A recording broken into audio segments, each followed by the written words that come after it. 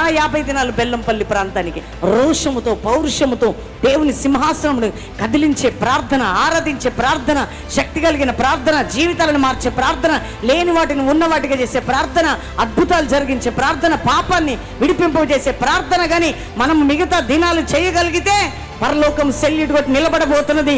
నీ పట్ల, నీ కుటుంబం పట్ల దేవుని కార్యం జరగబోతుంది. ఇదే పిలుపు దేవుడు నీకు ఇస్తున్నాడు.